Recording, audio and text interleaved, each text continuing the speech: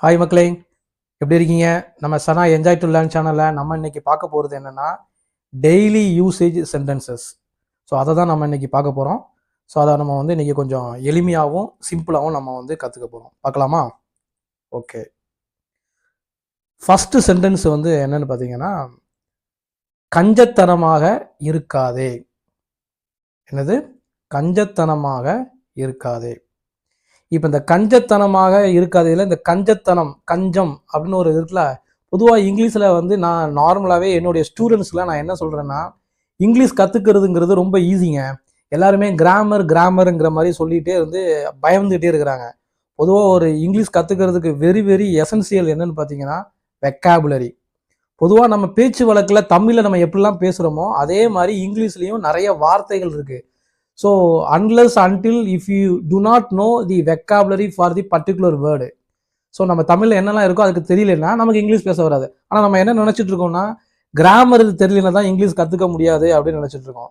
So அந்த வரிசையில் வந்து பார்த்தீங்கன்னா இங்கிலீஷ் கற்றுக்கிறதுக்கு வெக்காபுலரி தான் மெயின். ஸோ நம்ம வந்து வெக்காபுலரியை கற்றுக்கிட்டு அந்த சென்டென்ஸை எப்படி மேக் பண்ணுறதுங்கிறது நான் ஒன் பை ஒன்னாக நான் உங்களுக்கு இப்போ கற்றுக் கொடுக்க போகிறேன். இப்போ இங்கே பாருங்கள், கஞ்சத்தனமாக இருக்காதே.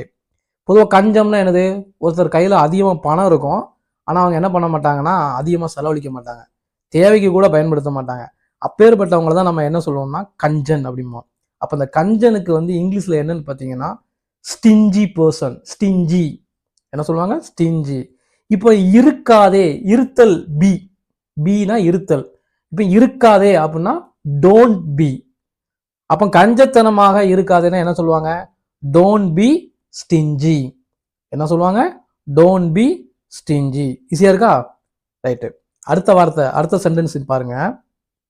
இப்போ எப்படி கஞ்சத்தனமாக இருக்காதோ இந்த கஞ்சத்தனத்துக்கு அடுத்த ஒரு ஆப்போசிட் ஒன்று இருக்கு. என்னதுன்னா ஊதாரித்தனம். சில பேர் வந்து பார்த்தீங்கன்னா இஷ்டத்துக்கு கையில் பைசா இருந்துச்சுன்னா சகட்ட மாதிரியே செலவழிப்பாங்க, இஷ்டத்துக்கு செலவழிப்பாங்க. அப்போ இஷ்டத்துக்கு செலவழிக்கிறது வந்து என்ன பார்த்தீங்கன்னா அதை வந்து ஊதாரித்தனம்னு சொல்லுவாங்க. அப்போ ஊதாரித்தனமாக சுற்றாதே, இதுதான் அடுத்த சென்டென்ஸ்.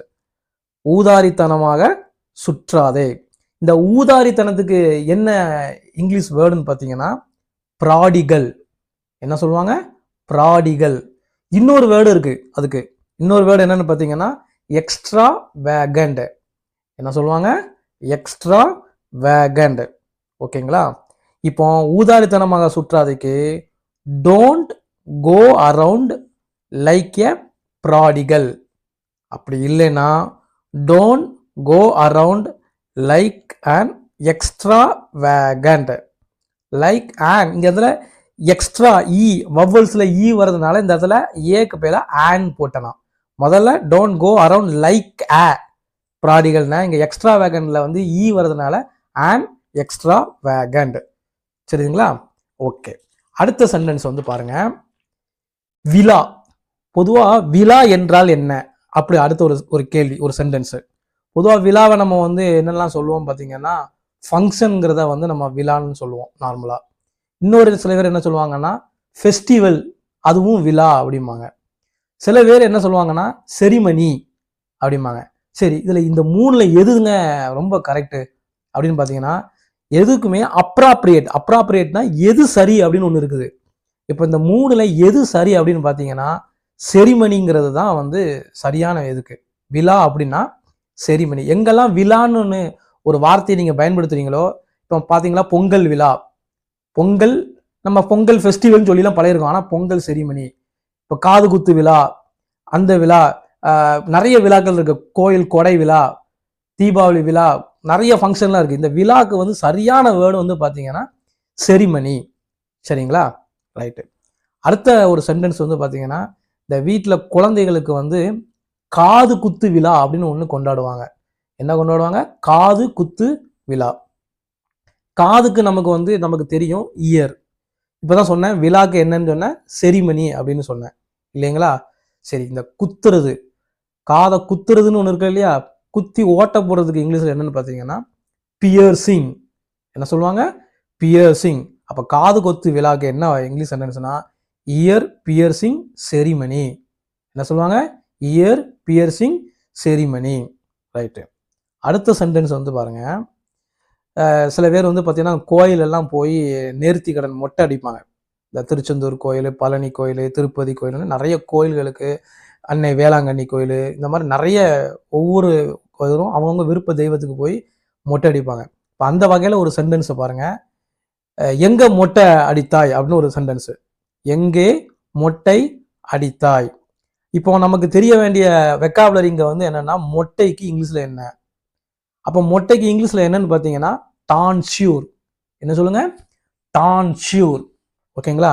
அப்ப எங்கே மொட்டை அடித்தாய் அப்படிக்கு இங்கிலீஷ்ல என்னன்னு பார்த்தீங்கன்னா, where did you tonsure your head. என்ன சொல்லணும்? Where did you tonsure your head. எங்க மொட்டை அடித்தாய். இதுதான் அதோட சென்டென்ஸ்.